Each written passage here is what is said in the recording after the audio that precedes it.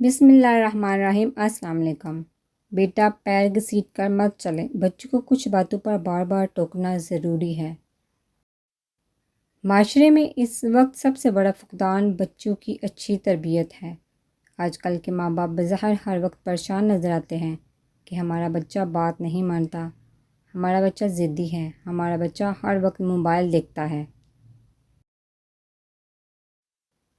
لیکن سچ تو یہ ہے کہ والدین نے خود کو کافی مجبور اور بے بس بنا لیا ہے۔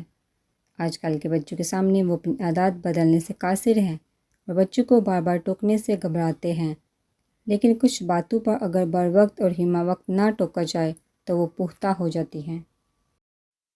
مثال کے طور پر کسی کے بھی منہ کی طرف ٹانگیں کر کے بیٹھ جانا، محفل میں چنگم چبانا، زور سے ڈکارنا، جمائی آئی تو باقاعدہ آواز نکالنا، پیر گھسیٹ کر چلنا، بڑوں کو سلام نہ کرنا وغیرہ وغیرہ۔ لیکن کچھ باتوں پر بار بار ٹوکنا ضروری ہے۔ سلام کی عادت ڈالیں۔ آج کل کے بچے اگر سلام نہ کریں تو ماں باپ یہ عذر پیش کرتے ہیں کہ مہمانوں کے آگے شرما جاتا ہے یا نظر انداز کر دیتے ہیں، لیکن یہ وہ عادت ہے جو بچے کی تربیت میں بہت اہم کردار ادا کرتی ہے۔ آپ ہمیشہ ہر آنے والے کو بچے کے سامنے سلام کریں اور بچے کو کم سے کم 3 بار زور دے کر یہ عمل کرنے کے لیے کہیں۔ ضروری نہیں کہ کوئی آپ کے گھر آئے تو ہی یہ عمل ہو، بچے کو سکھانے کی غرض سے ہی صحیح آپ اپنے گھر کے راستے میں ملنے والے ہر بڑے بزرگ اور سلام کریں اور بچے سے بھی کروائیں، اس عمل پر زور دیں۔ بڑوں کو بیٹھنے کے لیے جگہ دینا۔ عموماً یہ دیکھا گیا ہے کہ بڑے کھڑے ہوتے ہیں لیکن بچے کرسی خالی نہیں کرتے، بلکہ جم کر بیٹھ جاتے ہیں تاکہ کوئی انہیں ہٹا نہ سکے۔ بچے کو پیار سے سمجھائیں کہ یہ جو آپ کر رہے ہیں یہ بدتمیزی ہے۔ بغیر کہے کسی بڑے کے آنے پر فوراً جگہ خالی کرنی چاہیے، چاہے وہ والدین ہو یا کوئی مہمان۔ اس معاملے میں بار بار ٹوکنا اور سمجھانا بہت ضروری عمل ہے۔ ناک میں انگلی دینا۔ بچوں کو بہت سارے والدین ناک میں انگلی دیتے وقت بالکل بھی نہیں ٹوکتے۔ ان کا ذاتی خیال ہے کہ یہ تو معصوم بچے ہیں اور ان کے اس عمل میں گندگی کا کیا خیال۔ بالکل غلط۔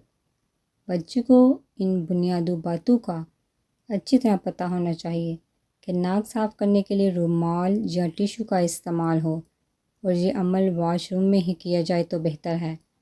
اس عمل کو روکنے کے لیے ٹوکنا بہت ضروری ہے۔ پیر گھسیٹ کر چلنا۔ بچے بعض بڑے بھی پیر گھسیٹ کر چلتے ہیں جو انتہائی غیر مناسب اور غیر مہذبانہ ہے۔ بچے کو بتائیے کہ پیر کو ہمیشہ ہلکے سے اٹھا کر چلیے اور چلتے وقت جوتوں کی آواز بھی نہ آئے۔ اگر وہ پھر بھی نہ سمجھے تو اسے بار بار ٹوکیں کیونکہ اس کا یہ عمل اسی کے لیے نقصان دہ ہے۔ مہمانوں کے سامنے کھانے پینے کی چیزوں پر حملہ کرنا۔ یہ وہ بہت اہم معاملہ ہے جسے والدین نظر انداز کر دیتے ہیں، لیکن یقین جانیے اگر بر وقت آپ نے اس معاملے پر بچے کو روکا نہیں تو یہ عادت اور بھی کئی بڑی غلطیوں کو ہوا دیتی ہے، جیسے لحاظ ختم ہو جانا، کسی دوسرے کی پرواہ نہ کرنا، بدتمیز ہو جانا وغیرہ وغیرہ۔ عموماً مہمانوں کے سامنے کوئی بھی لوازمات رکھتے ہی میزبان کے اپنے بچے اس میں ہاتھ مارنا شروع کر دیتے ہیں۔ ماں باپ اگر ٹوکنے لگے تو کوئی نہ کوئی روکنا شروع کر دیتا ہے۔